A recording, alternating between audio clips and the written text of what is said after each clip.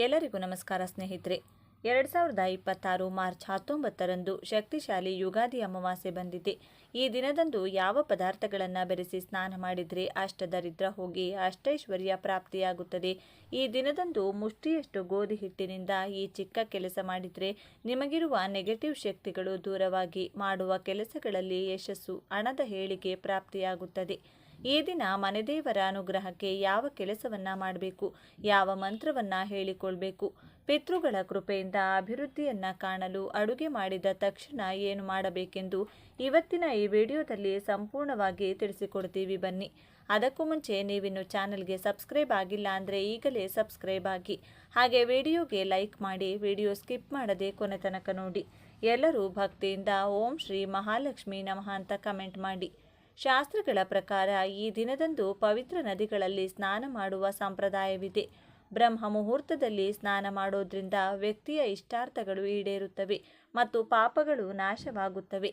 ಒಬ್ಬ ವ್ಯಕ್ತಿಯು ಪವಿತ್ರ ನದಿಯಲ್ಲಿ ಸ್ನಾನ ಮಾಡಲು ಸಾಧ್ಯವಾಗದಿದ್ದರೆ ಮನೆಯಲ್ಲೇ ಸ್ನಾನ ಮಾಡುವ ನೀರಿಗೆ ಯಾವುದೇ ಪವಿತ್ರ ನದಿಯ ನೀರನ್ನು ಸೇರಿಸಿ ಸ್ನಾನ ಮಾಡಬಹುದು.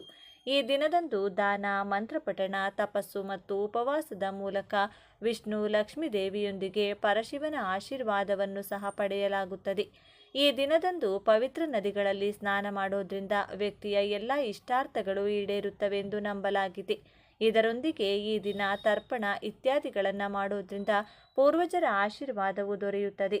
ಈ ದಿನ ಪಿತೃಗಳ ಆತ್ಮಕ್ಕೆ ಮೋಕ್ಷವನ್ನು ನೀಡಲು ತಪ್ಪದೆ ತರ್ಪಣ ಕಾರ್ಯ ಮಾಡಲು ಪ್ರಯತ್ನಿಸಿ. ಚಂದ್ರನು ತನ್ನ ಪೂರ್ಣ ಆಕಾರದಲ್ಲಿ ಕಂಗೊಳಿಸುತ್ತಾನೆ. ಈ ದಿನದಂದು ಭಗವಾನ್ ವಿಷ್ಣು ಮತ್ತು ಲಕ್ಷ್ಮೀ ದೇವಿಯನ್ನ ಪೂಜಿಸುವ ಸಂಪ್ರದಾಯವೂ ಇದೆ. ಈ ದಿನ ಲಕ್ಷ್ಮೀನಾರಾಯಣರನ್ನ ಒಟ್ಟಾಗಿ ಪೂಜಿಸೋದ್ರಿಂದ ಮನೆಯಲ್ಲಿ ಸುಖ, ಶಾಂತಿ ನೆಲೆಸುತ್ತದೆ. ಈ ದಿನ ಶಿವನಿಗೆ ರುದ್ರಾಭಿಷೇಕ ಮಾಡುವುದು ಕೂಡ ಅತ್ಯಂತ ಮಹತ್ವದ್ದಾಗಿದೆ. ಇನ್ನು ನೀವು ಸ್ನಾನ ಮಾಡುವಂತಹ ನೀರಿಗೆ ಮನೆಯ ಸದಸ್ಯರು ಪವಿತ್ರ ನದಿಗಳ ನೀರನ್ನು ಬೆರೆಸಿ ಸ್ನಾನವನ್ನ ಮಾಡಿಕೊಳ್ಬೇಕು. ಅದು ಕೂಡ ಸಾಧ್ಯವಾಗೋದಿಲ್ಲ ಅನ್ನೋದಾದರೆ ಸ್ವಲ್ಪ ಕಲ್ಲುಪ್ಪು, 5-6 ಬೇವಿನ ಎಲೆಗಳನ್ನು ಬೆರೆಸಿ ಸ್ನಾನವನ್ನ ಮಾಡಿ. ಇದರಿಂದ ದೇಹದಲ್ಲಿನ ಎಲ್ಲ ನೆಗೆಟಿವ್ ಎನರ್ಜಿಗಳು ದೂರವಾಗಿ ಅದೃಷ್ಟ ಬರುತ್ತದೆ. ದೇಹಕ್ಕೆ ವಿಶೇಷ ಶಕ್ತಿ ಪ್ರಾಪ್ತಿಯಾಗುತ್ತದೆ. ಇನ್ನು ಸ್ನಾನ ಮಾಡುವಾಗ ನೀವು ಹೇಳಬೇಕಾದ ಮಂತ್ರ ಏನಂದರೆ ಗಂಗೆ ಚ ಯಮುನೆ ಚೈವ ಗೋದಾವರಿ ಸರಸ್ವತಿ ನರ್ಮದೆ ಸಿಂಧು ಕಾವೇರಿ ಜಲೇಸ್ಮಿನ್ ಸನ್ನಿಧಿಂ ಕುರುಹು. ಈ ಮಂತ್ರವನ್ನು 3 ಸಲ ಹೇಳಿಕೊಂಡು 3 ಚೊಂಬು ನೀರನ್ನು ತಲೆಯ ಮೇಲೆ ಹಾಕಿಕೊಂಡು ಸ್ನಾನ ಮಾಡೋದ್ರಿಂದ ನಿಮಗೆ ಎಲ್ಲವೂ ಕೂಡ ಶುಭವಾಗುತ್ತದೆ. ಜೊತೆಗೆ ಮನೆಗೆ ಸಮೀಪವಿರುವಂತಹ ಗ್ರಾಮ ದೇವತೆಯ ಆಲಯಕ್ಕೆ ನಿಮ್ಮ ಕೈನಿಂದ ತಯಾರು ಮಾಡಿದ ನಿಂಬೆಹಣ್ಣಿನ ಚಿತ್ರಾನ್ನ ಹಾಗೂ ಮೊಸರನ್ನವನ್ನು ಕೊಟ್ಟು ವಿಶೇಷವಾಗಿ ಮನೆ ಸದಸ್ಯರ ಹೆಸರನ್ನು ಹೇಳುತ್ತಾ ಪೂಜೆ ಮಾಡಿಸಬೇಕು. ನಂತರ ಪ್ರಸಾದವನ್ನು ಬಂದ ಭಕ್ತರಿಗೆ ಹಂಚಿ ದೇವಿ ದೇಗುಲದಲ್ಲಿ ಸಿಗುವಂಥ ಕುಂಕುಮವನ್ನು ಮನೆಗೆ ತಂದು ಮುಂದಿನ ಹುಣ್ಣಿಮೆ, ಅಮಾವಾಸ್ಯೆ ತನಕವೂ ಹಣೆಗೆ ತಿಲಕವಾಗಿ ಇಡುತ್ತಾ ಬರಬೇಕು. ಇದರಿಂದ ಮುಂದಿನ ಹುಣ್ಣಿಮೆ, ಅಮಾವಾಸ್ಯೆ ತನಕವೂ ಗ್ರಾಮದೇವಿಯ ರಕ್ಷಣೆ ಇಡೀ ಕುಟುಂಬಕ್ಕೆ ಪ್ರಾಪ್ತಿಯಾಗುತ್ತದೆ. ಪದೇ ಪದೇ ಅನಾರೋಗ್ಯ ತಪ್ಪತಕ್ಕಂಥದ್ದು. ಅಮಾವಾಸ್ಯೆ, ಹುಣ್ಣಿಮೆ ಬಂತು ಅಂದರೆ ಸಾಕು ಕೈಕಾಲು ನೋವು, ಕೈಕಾಲು ಸೆಳೆಯೋದು ಆಗ್ತಾ ಇರುತ್ತದೆ. ಪದೇ ಪದೇ ಅಪಘಾತಗಳು ಆಗ್ತಾ ಇರುತ್ತದೆ. ಆ ಎಲ್ಲ ಸಮಸ್ಯೆಗಳು ದೂರವಾಗಿ ನಿಮ್ಮ ಗ್ರಾಮ ದೇವತೆಯ ರಕ್ಷಣೆ 1 ತಿಂಗಳ ತನಕ ನಿಮಗೆ ಪ್ರಾಪ್ತಿಯಾಗುತ್ತದೆ. ಇನ್ನು ಈ ದಿನ ಗೋಧಿ ಹಿಟ್ಟಿನಿಂದ ಮಾಡಬೇಕಾದ ಅತಿ ಮುಖ್ಯವಾದ ಕೆಲಸ ಯಾವುದು ಅಂತ ನೋಡೋದಾದರೆ, ಗೋಧಿ ಹಿಟ್ಟಿನಿಂದ ಮನೆಯಲ್ಲಿ ಎಷ್ಟು ಜನ ಇರ್ತೀರೋ ಅಷ್ಟು ಜನರಿಗೆ ಒಂದೊಂದು ಚಪಾತಿಯಂತೆ ತಯಾರು ಮಾಡಿಕೊಂಡು ಆ ಚಪಾತಿಯ ಮೇಲೆ ತುಪ್ಪವನ್ನು ಹಚ್ಚಬೇಕು.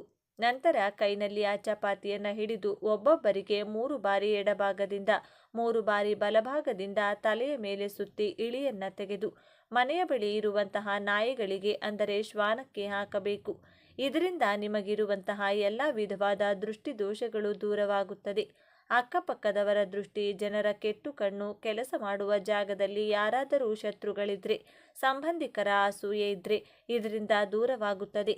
ಸಕಲ ಕಾರ್ಯದಲ್ಲೂ ಯಶಸ್ಸು, ಮಾನಸಿಕ ನೆಮ್ಮದಿ ಲಭಿಸುತ್ತದೆ.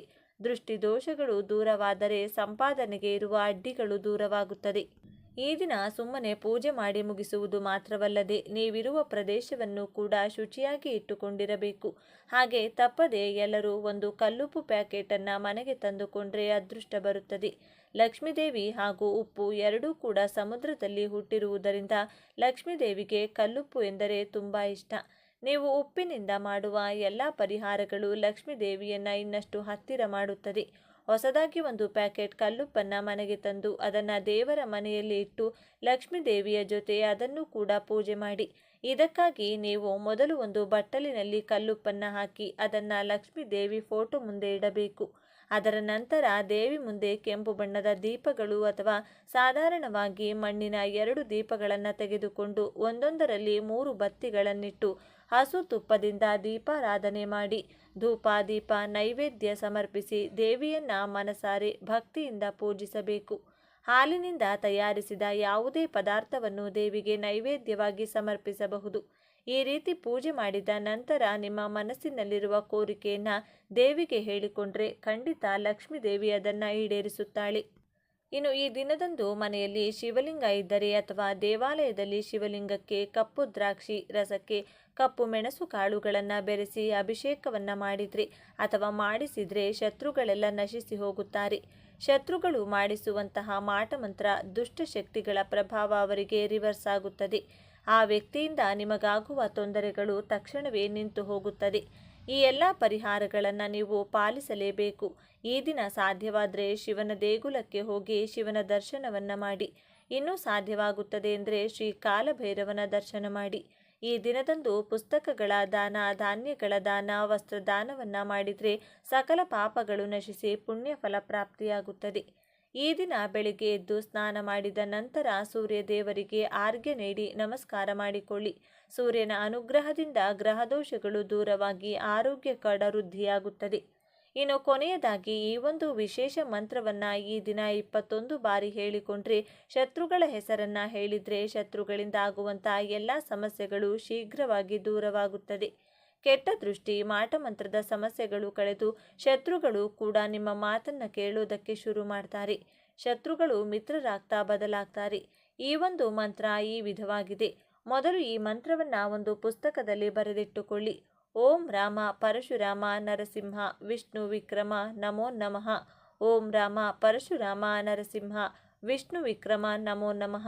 ಈ ವಿಶೇಷವಾದ ಮಂತ್ರವನ್ನು ಶಕ್ತಿಶಾಲಿ ಈ ದಿನ ಬೆಳಿಗ್ಗೆ ಸಾಧ್ಯ ಆದರೆ ಬೆಳಿಗ್ಗೆ ಅಥವಾ ಸಂಜೆಯ ಸಮಯದಲ್ಲಿ ದೇವರ ಮುಂದೆ ದೀಪವನ್ನು ಬೆಳಗಿಸಬೇಕಾದ್ರೆ ಮನೆಯ ಯಜಮಾನ ಅಥವಾ ಮನೆಯ ಯಜಮಾನಿ ಯಾರು ಬೇಕಾದರೂ ಶತ್ರುಗಳ ಹೆಸರನ್ನು ಹೇಳಿಕೊಂಡು ಈ ಮಂತ್ರವನ್ನು ಹೇಳಿದ್ದೇ ಆದಲ್ಲಿ ಅದ್ಭುತವಾಗಿ ವಿಷ್ಣುದೇವರ ಅನುಗ್ರಹ ಪ್ರಾಪ್ತಿಯಾಗುತ್ತದೆ. ವಿಷ್ಣುದೇವರ ರಕ್ಷಣೆ ಇಡೀ ಕುಟುಂಬಕ್ಕೆ ಲಭಿಸುತ್ತದೆ. ಜ್ಯೋತಿಷ್ಯದ ಪ್ರಕಾರ ಗುರುಗ್ರಹವು ಸುಖ, ಸಮೃದ್ಧಿ, ಸೌಭಾಗ್ಯ ಮತ್ತು ಜ್ಞಾನಕ್ಕೆ ಅಧಿಪತಿ. ಗುರುಬಲ ಇಲ್ಲದವರು ಸಹ ಈ ದಿನದಂದು ವಿಶೇಷ ಪರಿಹಾರವನ್ನು ಮಾಡೋದ್ರಿಂದ ಗುರುಬಲ ಪ್ರಾಪ್ತವಾಗಿ ಶುಭ ಫಲಗಳನ್ನು ಪಡೆಯಬಹುದು. ಗುರುಬಲ ಇರುವ ರಾಶಿಗಳಿಗೆ ಇದರ ಪ್ರಭಾವ ಮತ್ತಷ್ಟು ಹೆಚ್ಚಾಗಲಿದೆ. ಮಂತ್ರಾಲಯದ ರಾಘವೇಂದ್ರ ಸ್ವಾಮಿಗಳ ಮಠ ಲಕ್ಷಾಂತರ ಭಕ್ತರ ಆರಾಧ್ಯ ದೈವ ಶ್ರೀ ರಾಘವೇಂದ್ರ ಸ್ವಾಮಿಗಳವರ ಮೂಲ ಬೃಂದಾವನವಿರುವ ಈ ಸ್ಥಳವು ಗುರುಕೃಪೆಗೆ ಅತ್ಯಂತ ಪ್ರಶಸ್ತವಾದ ಜಾಗ. ಇಲ್ಲಿ ತೀರ್ಥ ಸ್ನಾನ ಮಾಡಿ ದರ್ಶನ ಪಡೆದು ಪ್ರಸಾದ ಭೋಜನ ಮಾಡಿದರೆ ಗುರುಗಳ ವಿಶೇಷ ಆಶೀರ್ವಾದ ಲಭಿಸುತ್ತದೆ. ಶಿರಡಿ ಸಾಯಿಬಾಬಾ ದೇಗುಲ. ಶಿರಡಿ ಸಾಯಿಬಾಬಾ ಅವರು ಸಕಲ ಧರ್ಮೀಯರಿಗೂ ಗುರು ಸ್ವರೂಪರಾಗಿದ್ದಾರೆ. ಇಲ್ಲಿಗೆ ಭೇಟಿ ನೀಡಿ ಅವರ ದರ್ಶನ ಪಡೆದರೆ ಆಧ್ಯಾತ್ಮಿಕ ಶಾಂತಿ ಮತ್ತು ನೆಮ್ಮದಿ ದೊರೆಯುತ್ತದೆ. ಕಡಲೆಕಾಳು ಸಮರ್ಪಣೆ. ಒಂದು ಅರಿಶಿನ ಬಣ್ಣದ ವಸ್ತ್ರದಲ್ಲಿ 1 kgಯಷ್ಟು ಕಡಲೆಕಾಳುಗಳನ್ನು ಗಂಟು ಕಟ್ಟಿ ಅದನ್ನು ದೇಗುಲದಲ್ಲಿ ಸಮರ್ಪಿಸಿ. ಕಡಲೆಕಾಳು ಗುರುಗ್ರಹಕ್ಕೆ ಸಂಬಂಧಿಸಿದ್ದು. ಇದನ್ನು ಸಮರ್ಪಿಸುವುದರಿಂದ ಗುರುಗ್ರಹದ ಅನುಗ್ರಹ ಲಭಿಸುತ್ತದೆ. ಈ ಮಾಹಿತಿ ನಿಮಗೆ ಇಷ್ಟವಾದರೆ ತಪ್ಪದೇ ಈ ವಿಡಿಯೋನ ಲೈಕ್ ಮಾಡಿ, ಪ್ರತಿಯೊಬ್ಬರಿಗೂ ಈ ವಿಡಿಯೋನ ಶೇರ್ ಮಾಡಿ. ಧನ್ಯವಾದಗಳು ಸ್ನೇಹಿತರೆ. ಎಲ್ಲರೂ ಭಕ್ತಿಯಿಂದ ಓಂ ಶ್ರೀ ಮಹಾಲಕ್ಷ್ಮಿ ನಮಃ ಅಂತ ಕಾಮೆಂಟ್ ಮಾಡಿ. 500 ವರ್ಷಗಳ ನಂತರ 5 ರಾಜಯೋಗ. ಈ ರಾಶಿಗೆ ಅದೃಷ್ಟದ ಬಾಗಿಲು ತೆರೆಯಲಿದೆ. ಒಳ್ಳೆಯ ಕಾಲ ಬರಲಿದೆ. ವೈದಿಕ ಜ್ಯೋತಿಷ್ಯದ ಪ್ರಕಾರ 500 ವರ್ಷಗಳ ನಂತರ 5 ರಾಜಯೋಗಗಳು ರೂಪುಗೊಳ್ಳುತ್ತಿವೆ. ಈ ಕಾರಣದಿಂದಾಗಿ 6 ರಾಶಿಯ ಜನರು ಉದ್ಯೋಗ ಮತ್ತು ವ್ಯವಹಾರದಲ್ಲಿ ಉತ್ತಮ ಯಶಸ್ಸನ್ನು ಪಡೆಯಬಹುದು. ಆ ಲಕ್ಕಿ ರಾಶಿಗಳ್ಯಾವುವು ಎಂಬುದನ್ನು ನೋಡೋಣ ಬನ್ನಿ. ಜ್ಯೋತಿಷ್ಯ ಶಾಸ್ತ್ರದ ಪ್ರಕಾರ ಗ್ರಹಗಳ ಸಂಚಾರವು ಮಂಗಳಕರ ರಾಜಯೋಗವನ್ನು ರೂಪಿಸುತ್ತವೆ. 500 ವರ್ಷಗಳ ನಂತರ ಬುಧಾದಿತ್ಯ ರಾಜಯೋಗ, ಮಾಲವ್ಯ ರಾಜಯೋಗ, ಶಶ ರಾಜಯೋಗ, ಗಜಲಕ್ಷ್ಮಿ ರಾಜಯೋಗ ಮತ್ತು ಲಕ್ಷ್ಮೀನಾರಾಯಣ ರಾಜಯೋಗ ಎಂಬ 5 ರಾಜಯೋಗಗಳು ಒಟ್ಟಿಗೆ ರೂಪುಗೊಂಡಿವೆ. ಈ ರಾಜಯೋಗದ ಪರಿಣಾಮವು ಎಲ್ಲ ರಾಶಿಚಕ್ರ ಚಿಹ್ನೆಗಳ ಜನರ ಮೇಲೆ ಕಂಡುಬರುತ್ತದೆ. ಆದರೆ ಕೆಲವು ರಾಶಿಚಕ್ರ ಚಿಹ್ನೆಗಳ ಅದೃಷ್ಟವು ಬೆಳಗಬಹುದು. ಅಲ್ಲದೆ ಈ ರಾಶಿಚಕ್ರದ ಚಿಹ್ನೆಗಳು ವೃತ್ತಿ ಮತ್ತು ವ್ಯವಹಾರದಲ್ಲಿ ಪ್ರಗತಿಯನ್ನು ಪಡೆಯಬಹುದು. ಆ ಲಕ್ಕಿ ರಾಶಿಗಳ್ಯಾವುವು ಯಾರು ಎಂಬುದನ್ನು ತಿಳಿಯೋಣ. ಅದಕ್ಕೂ ಮುಂಚೆ ನೀವಿನ್ನು ಚಾನಲ್ಗೆ ಸಬ್ಸ್ಕ್ರೈಬ್ ಆಗಿಲ್ಲ ಅಂದರೆ ಈಗಲೇ ಸಬ್ಸ್ಕ್ರೈಬ್ ಆಗಿ, ಹಾಗೆ ವಿಡಿಯೋಗೆ ಲೈಕ್ ಮಾಡಿ, ವಿಡಿಯೋ ಸ್ಕಿಪ್ ಮಾಡದೆ ಕೊನೆ ತನಕ ನೋಡಿ. ಮಿಥುನ ರಾಶಿ. 5 ರಾಜಯೋಗದ ರಚನೆಯು ನಿಮಗೆ ಪ್ರಯೋಜನಕಾರಿ. ಈ ಅವಧಿಯಲ್ಲಿ ನೀವು ಕೆಲಸ ಮತ್ತು ವ್ಯವಹಾರದಲ್ಲಿ ಯಶಸ್ಸನ್ನು ಪಡೆಯುತ್ತೀರಿ. ಇದರ ಹೊರತಾಗಿ ನಿಮ್ಮ ಯೋಜಿತ ಯೋಜನೆಗಳಲ್ಲಿ ಕೆಲಸ ಮಾಡಲು ಸಮಯವು ತುಂಬ ಒಳ್ಳೆಯದು.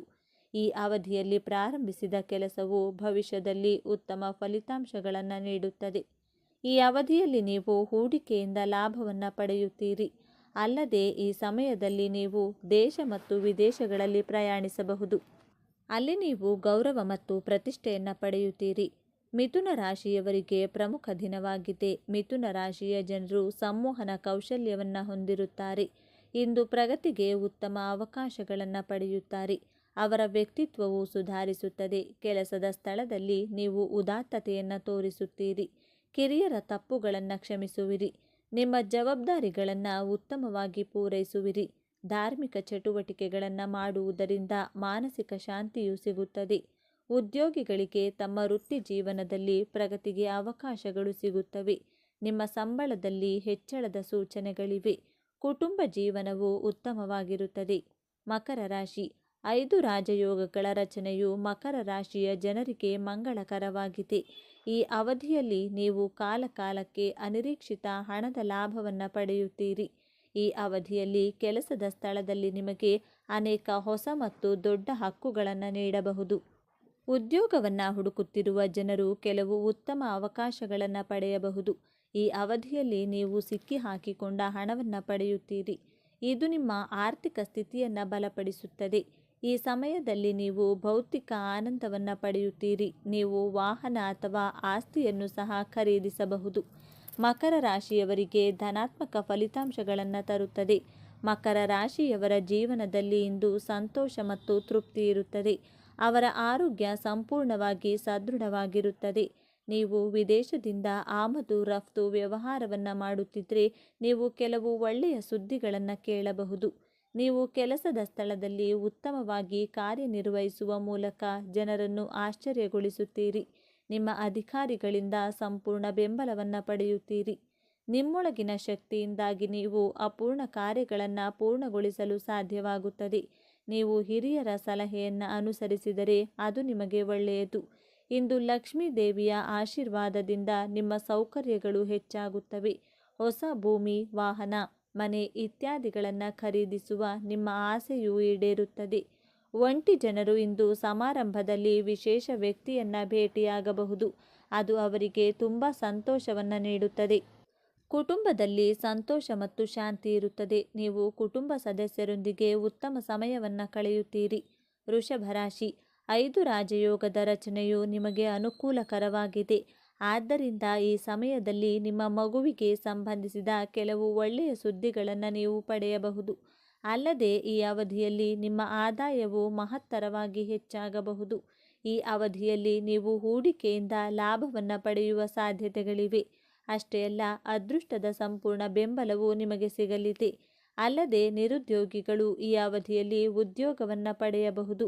ಈ ಅವಧಿಯಲ್ಲಿ ಸ್ಪರ್ಧಾತ್ಮಕ ವಿದ್ಯಾರ್ಥಿಗಳು ಯಶಸ್ಸನ್ನು ಪಡೆಯಬಹುದು, ಅಂದರೆ ಅವರು ಕೆಲಸ ಪಡೆಯಬಹುದು. ವೃಷಭ ರಾಶಿಯವರಿಗೆ ಮಂಗಳಕರ ಮತ್ತು ಫಲಪ್ರದವಾಗಲಿದೆ. ವೃಷಭ ರಾಶಿಯ ಜನರು ಇಂದು ತಮ್ಮ ಆರ್ಥಿಕ ಜೀವನದಲ್ಲಿ ಸ್ಥಿರತೆಯನ್ನು ಸಾಧಿಸುತ್ತಾರೆ. ಬಹಳಷ್ಟು ಸಂತೋಷ ಮತ್ತು ಸಮೃದ್ಧಿಯನ್ನು ಅನುಭವಿಸುತ್ತಾರೆ. ಕಠಿಣ ಪರಿಶ್ರಮ ಮತ್ತು ಪ್ರಯತ್ನದ ಮೂಲಕ ನಿಮ್ಮ ಕನಸುಗಳನ್ನು ನನಸಾಗಿಸಲು ಮತ್ತು ನಿಮ್ಮ ಗುರಿಗಳನ್ನು ಸಾಧಿಸಲು ನೀವು ಅವಕಾಶವನ್ನು ಪಡೆಯಬಹುದು. ಮಹಾದೇವನ ಕೃಪೆಯಿಂದ ಎಲ್ಲ ರೀತಿಯ ಪರಿಸ್ಥಿತಿಗಳನ್ನು ಎದುರಿಸಲು ನೀವು ದೈಹಿಕವಾಗಿ ಮತ್ತು ಮಾನಸಿಕವಾಗಿ ಸದೃಢರಾಗುತ್ತೀರಿ. ಕುಟುಂಬದಲ್ಲಿನ ಸದಸ್ಯರ ವಿವಾಹದ ವಿಷಯವು ಮುಂದುವರಿಯಬಹುದು. ಅದರ ಬಗ್ಗೆ ಎಲ್ಲ ಸದಸ್ಯರು ಸಂತೋಷವಾಗಿರುತ್ತಾರೆ. ನಿಮ್ಮ ವೃತ್ತಿ ಜೀವನದಲ್ಲಿ ನೀವು ಯಶಸ್ಸನ್ನು ಪಡೆಯಬಹುದು ಮತ್ತು ನಿಮ್ಮ ಕೆಲಸವನ್ನು ಎಲ್ಲೆಡೆ ಪ್ರಶಂಸಿಸಲಾಗುತ್ತದೆ. ನಿಮ್ಮ ಕುಟುಂಬದ ಸದಸ್ಯರೊಂದಿಗೆ ಉತ್ತಮ ಸಮಯವನ್ನು ಕಳೆಯುವ ಅವಕಾಶವನ್ನು ನೀವು ಪಡೆಯುತ್ತೀರಿ. ಮನೆಯ ಚಿಕ್ಕ ಮಕ್ಕಳೊಂದಿಗೆ ನವರಾತ್ರಿ ಜಾತ್ರೆಯನ್ನು ನೋಡಲು ಸಹ ಹೋಗಬಹುದು. ಮನರಂಜನೆಗಾಗಿ ಹಣವನ್ನು ಖರ್ಚು ಮಾಡುತ್ತೀರಿ. ಮೀನರಾಶಿಯವರಿಗೆ ಧೈರ್ಯ ಹೆಚ್ಚಾಗುವುದು. ಮೀನರಾಶಿಯವರು ಧಾರ್ಮಿಕ ಯಾತ್ರೆಗೆ ಹೋಗಬಹುದು. ನೀವು ಒಳ್ಳೆಯ ಸುದ್ದಿಗಳನ್ನು ಕೇಳುತ್ತಿರುತ್ತೀರಿ. ನಿಮ್ಮ ಆತ್ಮಸ್ಥೈರ್ಯದಲ್ಲಿ ಹೆಚ್ಚಳ ಕಂಡು ಬರುತ್ತದೆ. ಇದರಿಂದಾಗಿ ಧೈರ್ಯದ ನಿರ್ಧಾರಗಳನ್ನು ತೆಗೆದುಕೊಳ್ಳುವಲ್ಲಿ ಯಾವುದೇ ಸಮಸ್ಯೆ ಇರುವುದಿಲ್ಲ. ನಿಮ್ಮ ಮಾತು ಮತ್ತು ನಡವಳಿಕೆಯಲ್ಲಿ ನೀವು ಮಾಧುರ್ಯವನ್ನು ಹೊಂದಿರುತ್ತೀರಿ. ಇದರಿಂದಾಗಿ ಜನರನ್ನು ನಿಮ್ಮ ಕಡೆಗೆ ಆಕರ್ಷಿಸುವಲ್ಲಿ ನೀವು ಯಶಸ್ವಿಯಾಗುತ್ತೀರಿ. ಸಂಪತ್ತಿನ ಹೆಚ್ಚಳದಿಂದಾಗಿ ನೀವು ಇಂದು ಜನರಿಗೆ ನೀಡಿದ ಭರವಸೆಗಳನ್ನು ಸುಲಭವಾಗಿ ಪೂರೈಸಲು ಸಾಧ್ಯವಾಗುತ್ತದೆ.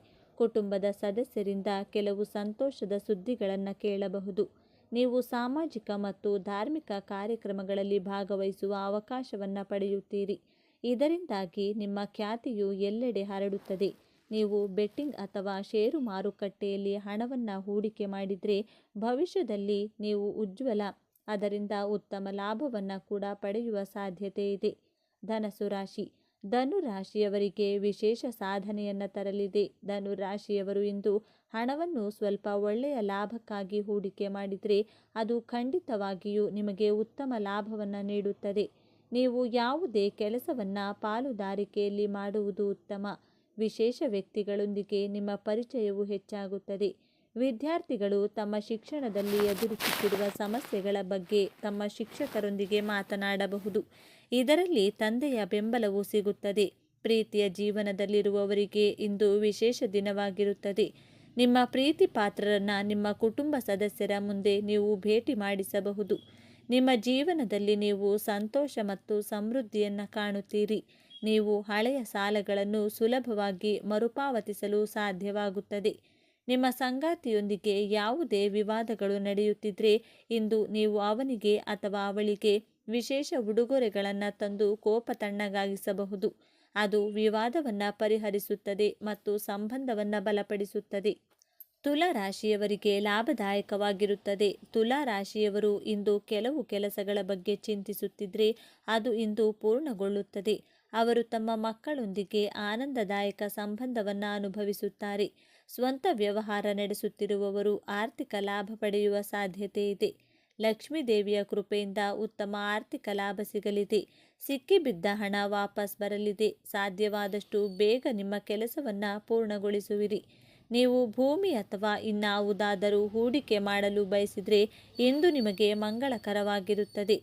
ಭವಿಷ್ಯದಲ್ಲಿ ನೀವು ಆರ್ಥಿಕ ಲಾಭಗಳನ್ನು ಪಡೆಯುತ್ತೀರಿ. ಕುಟುಂಬ ಜೀವನ ಅನುಕೂಲಕರವಾಗಿರುತ್ತದೆ. ನಿಮ್ಮ ಸಂಗಾತಿಯೊಂದಿಗಿನ ಸಂತೋಷವು ಹೆಚ್ಚಾಗುತ್ತದೆ. ಸಂಬಂಧಿಕರೊಂದಿಗೆ ನಿಮ್ಮ ಹೊಂದಾಣಿಕೆಯು ಉತ್ತಮವಾಗಿರುತ್ತದೆ ಮತ್ತು ನೀವು ಸ್ನೇಹಿತರೊಂದಿಗೆ ಕೆಲವು ಮನರಂಜನಾ ಕಾರ್ಯಕ್ರಮದಲ್ಲಿ ಭಾಗವಹಿಸುವಿರಿ.